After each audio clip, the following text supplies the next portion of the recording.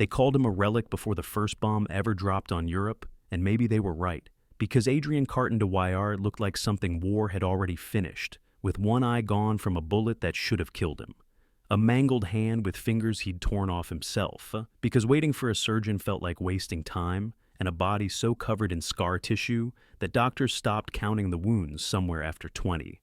But here's what nobody understood about Adrian Carton de Wyatt, and this is crucial because it explains everything that came after the same injuries that should have destroyed him had instead revealed something that terrified everyone around him. He had discovered that the human body was negotiable, that pain was just information you could choose to ignore, and that death only came for men who accepted it. And by 1939, when Europe was sliding into the abyss again, when most officers his age were accepting desk positions or polite retirements, Adrian did something that shocked the entire British command structure.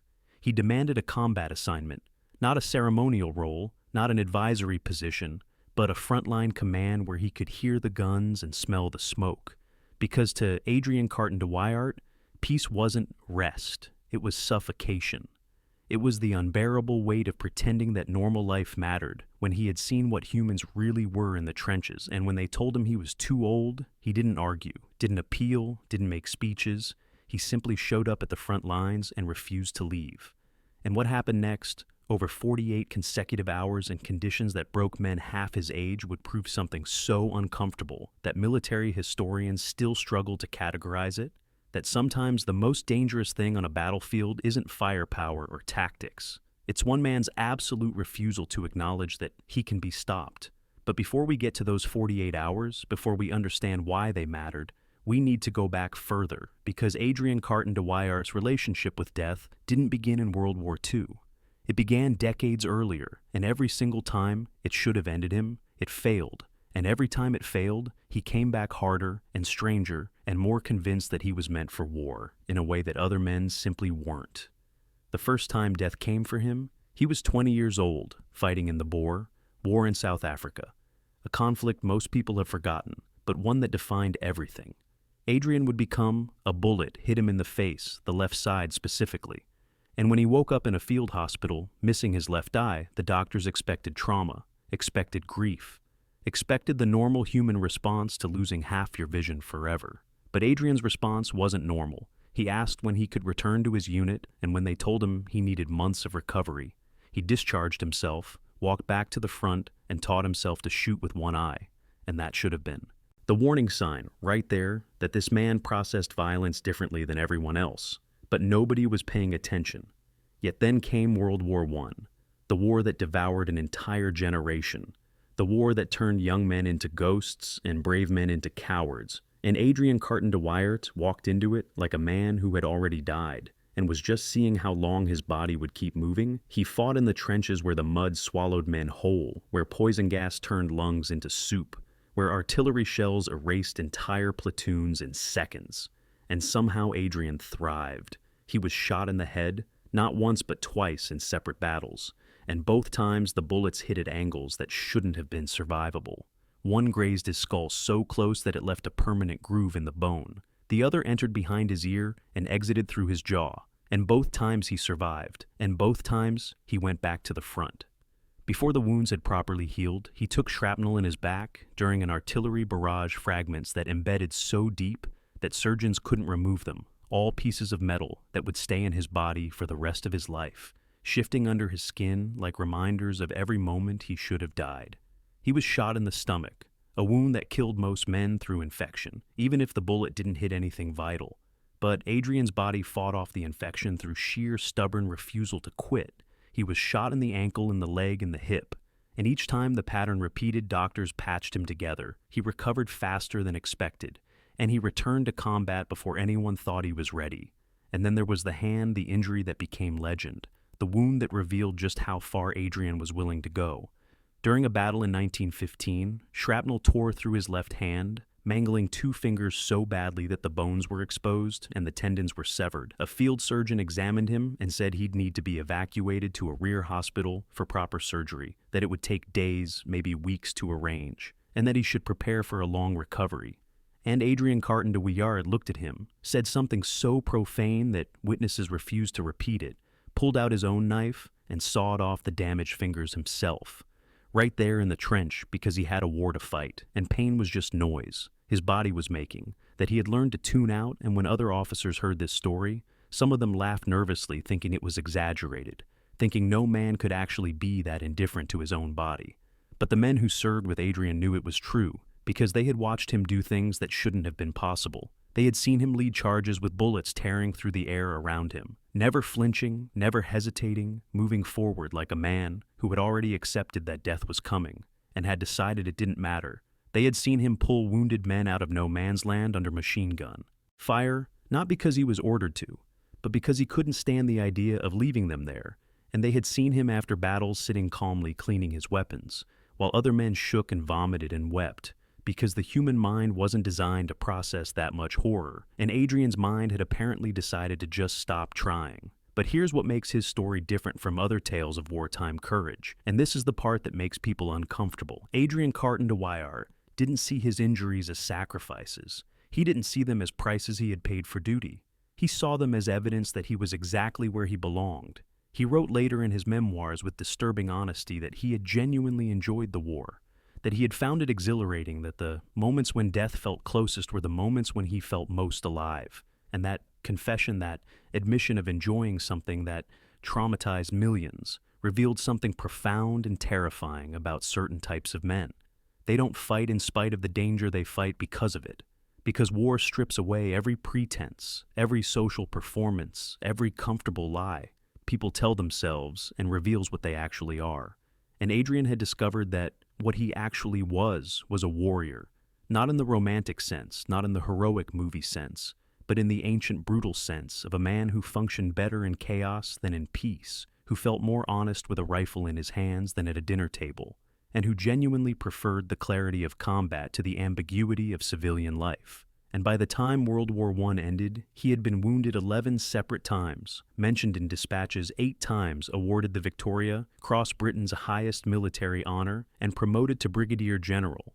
And through it all, he had developed a philosophy that his fellow officers found both inspiring and disturbing, that war was the ultimate test, that it revealed character in ways nothing else could, and that a man's worth wasn't measured by how intact he remained, but by how long he stayed in the fight.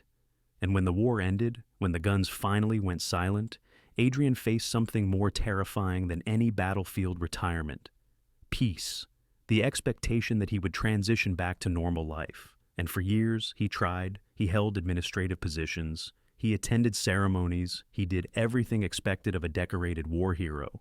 But inside, he was suffocating, because the peacetime world felt false, felt hollow, felt like everyone was pretending that the things they worried about actually mattered, when he had seen what really mattered, and it was nothing like mortgage payments or social expectations or career advancement. And then, in 1939, the world caught fire again, and Adrian Carton de Wyatt felt something he hadn't felt in 2 decades: relief. Because finally he could stop pretending and go back to the only place he had ever truly belonged. But this time, it was different, because this time, he was 60 years old. His body was held together by scar tissue and stubbornness. His missing eye made depth perception unreliable. His mangled hand could barely grip anything, and the old wounds in his legs meant that walking for extended periods sent waves of pain through his body that he couldn't hide, and everyone could see it. The younger officers looked at him with a mixture of respect and pity, the respect for what he had done, the pity for what he had become. And behind closed doors, they whispered that he was a liability, that modern war had evolved beyond men like him, because World War II wasn't trench warfare anymore. It was blitzkrieg, mechanized lightning, fast, unforgiving, and an old one-eyed general who could barely hold a rifle seemed like a dangerous anachronism, someone whose legend outweighed his usefulness. But what they didn't understand, what they couldn't understand, because they hadn't lived through what he had lived through, was that Adrian had never relied on his body to win fights. He had relied on something far more durable: his absolute refusal to accept that losing was an option, his ability to compartmentalize pain and fear, and his understanding that war rewarded endurance above all else. And when the crisis came, it came fast. In May 1940, the German war machine tore through Europe faster than anyone had predicted. Belgium fell. France was collapsing, and British forces were being pushed toward the coast. in a retreat that would eventually become Dunkirk. And in the chaos and the confusion, in the desperate scramble to prevent total annihilation, Adrian Carton de Wyatt was placed in a forward command position coordinating defensive operations. And immediately the whispers started that he was too old, too slow, too injured, that modern war required younger minds, faster reflexes, sharper eyes. And if you're finding this story compelling, if you're realizing that this isn't just another World War II tale, but something deeper, something about what humans are capable of when everything else is stripped away, then do me a favor.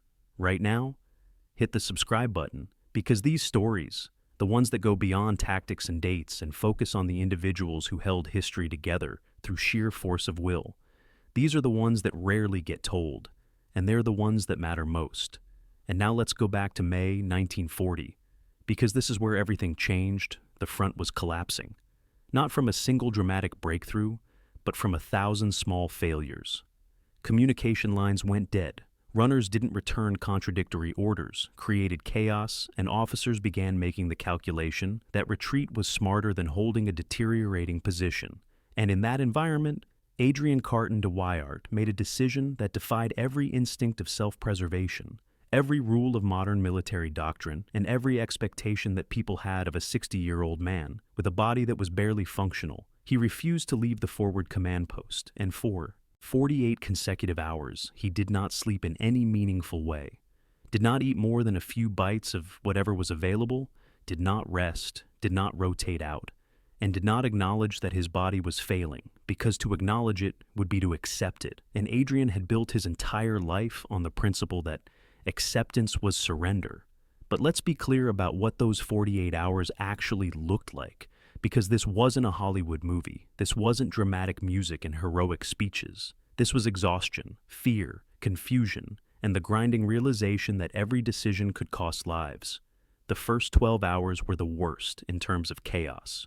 Reports came in contradicting each other. Units lost contact with headquarters. Supplies didn't arrive where they were supposed to. And the fog of war that military historians love to talk about became a suffocating reality. And Adrian stood at the center of it, receiving reports, making decisions, issuing orders, and trying to create coherence out of chaos. And the physical toll started immediately. His legs, which hadn't fully recovered from World War I. Wounds began to ache, then burn, then scream with pain that radiated up his spine. His missing eye made it difficult to judge distances in the dim light of the command post. And more than once he reached for something and missed because his depth perception was failing. His damaged hand struggled to grip maps and pens, and every time he had to sign an order or mark a position, his fingers cramped and shook. But he kept going because stopping wasn't an option, and the men around him started to notice. They noticed that while younger officers rotated out for rest, Adrian stayed. They noticed that when explosions hit close enough to shake the walls, Adrian didn't flinch, didn't duck, didn't show any reaction, beyond a brief glance toward the sound. And they noticed that his voice never changed, never rose in panic, never wavered in uncertainty, even when the news was grim. And that steadiness, that unshakable calm, began to have an effect. Because in war, especially in chaotic, desperate war, morale is contagious, and so is panic. And if the men saw their commander panicking, they would panic too. But if they saw him staying calm, making decisions, speaking clearly, then maybe the situation wasn't as hopeless as it seemed. And that's what Adrian understood better than anyone, that leadership in combat wasn't about brilliance or inspiration. It was about being the emotional anchor that kept everyone else from drowning in fear. And so he stayed, and the hours crawled by, and the situation got worse. Enemy forces began probing attacks, testing for weak points, and several times the line came within minutes of breaking defensive positions. Reported ammunition running low, communication with adjacent units became sporadic, and exhaustion began turning even experienced soldiers into liabilities. And in that environment, Adrian moved constantly from position to position, refusing transport, refusing to stay in the relative safety of the command bunker, because he believed that soldiers needed to see their commander in the same danger they were facing. And every time he appeared limping slightly, his empty eye socket visible, his uniform covered in dust, men who were on the edge of breaking seemed to find a little more endurance, because if this old broken man could keep going, then maybe they could too. but the cost was immense by the end of the first 24 hours. Adrian was running on pure willpower. His body was shutting down, piece by piece.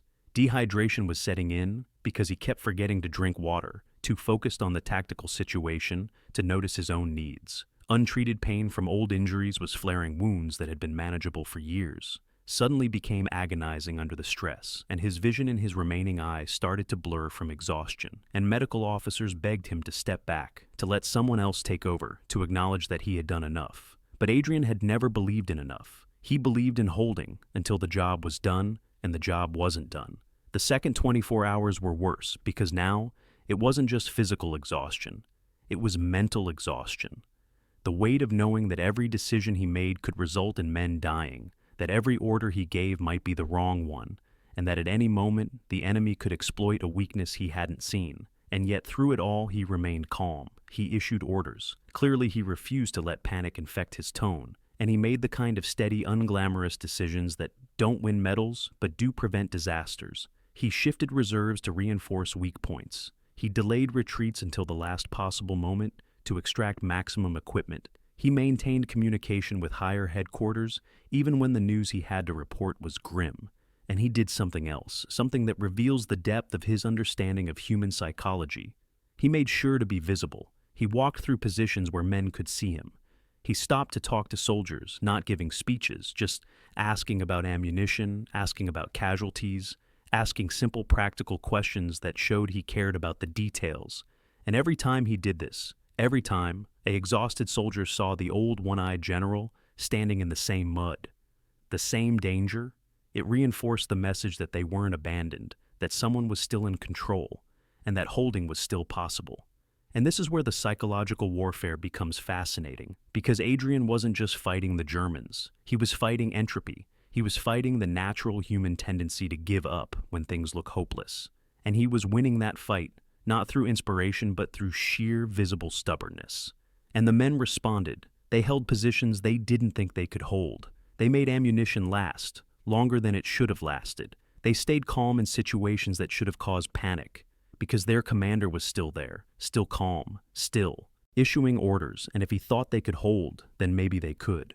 And before we continue, before we get to how those 48 hours finally ended, I need you to do something.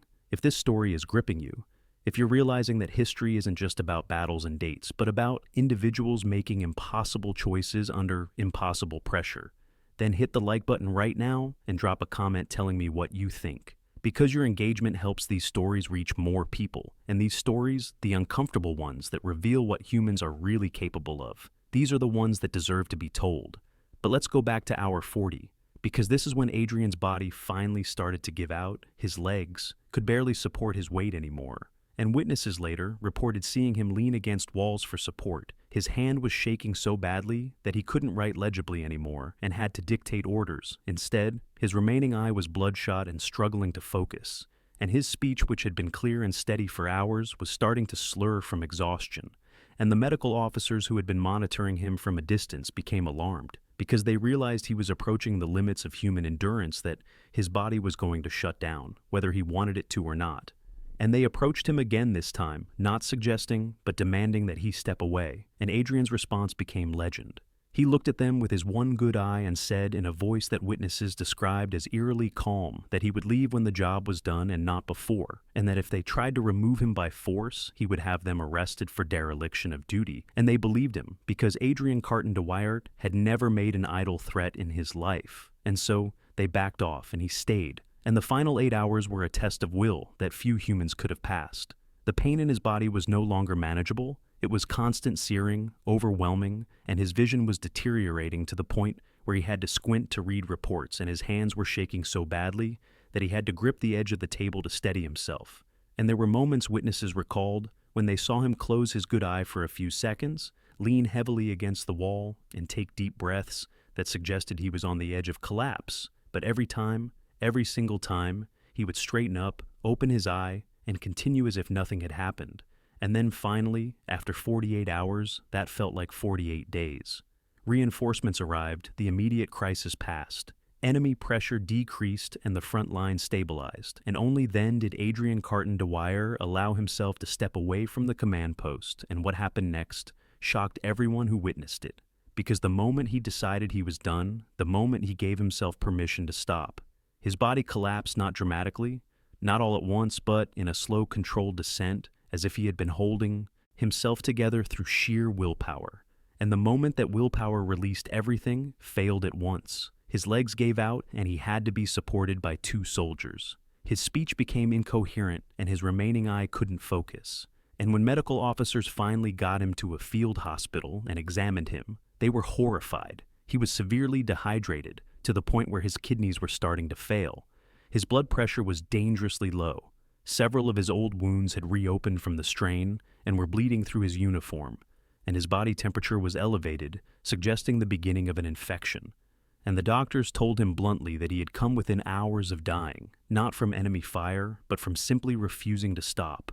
And Adrian's response to this news is what makes his story so unsettling, so uncomfortable, and so revealing. He smiled that one-eyed smile that had terrified subordinates for decades and said with complete sincerity that he had rather enjoyed the whole experience because it reminded him of why he loved war, and that statement should disturb us deeply because it reveals something about the kind of men who thrive in combat.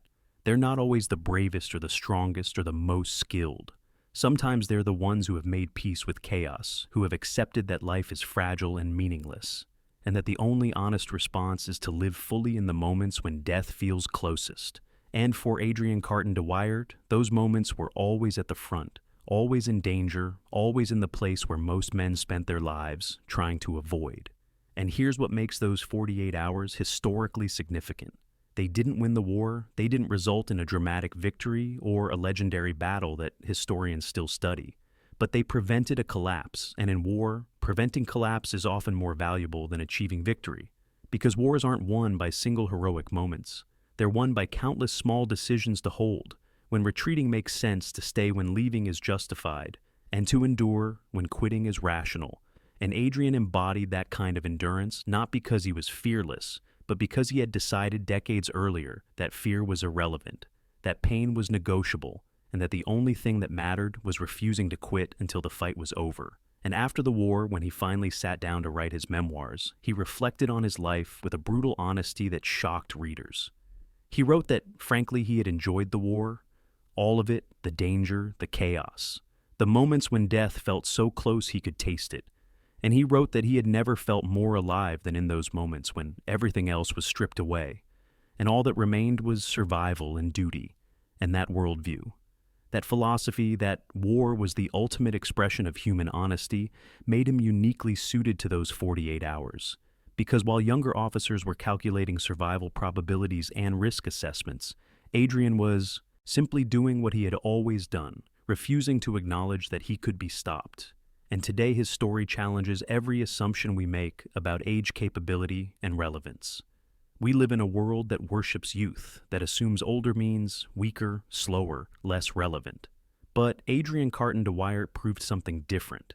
He proved that experience matters, that endurance matters, and that the wisdom gained from surviving the unsurvivable can be more valuable than physical perfection. He was effective not despite his injuries, but because of them, because they had taught him lessons that younger men hadn't learned, yet that pain passes, that fear lies, that the body can endure far more than the mind believes possible, and that death only comes for those who accept it. And that's why this story matters, and that's why the title is accurate. They thought he was too old for war, and by every conventional measure they were.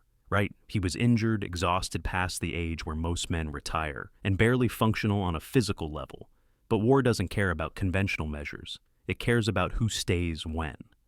Everyone else leaves, who makes decisions, when everyone else is paralyzed, and who refuses to quit, when quitting is the rational choice. And Adrian stayed and the line held, and history turned not on a dramatic battle, but on one man's refusal to acknowledge that he was finished. And before you go, I need to ask you something. And I genuinely want your perspective. Do you think men like Adrian Carton de Wyatt could exist in modern warfare? Or has technology made individual endurance irrelevant? Has the nature of war changed so much that one person's refusal to quit doesn't matter anymore? Or is there still room for that kind of stubborn human resistance drop? Your thoughts in the comments, because these discussions matter. And if you made it this far, if the story affected you the way it affected me, then subscribe right now. because there are dozens more stories like this. Stories where history turned not on brilliance or resources or luck, but on one person's refusal to accept that they were done. And those stories, the uncomfortable ones, the ones that reveal the outer limits of human capability, those are the ones worth telling, and those are the ones I'm going to keep bringing you. So, subscribe, hit that notification bell, and I'll see you in the next one.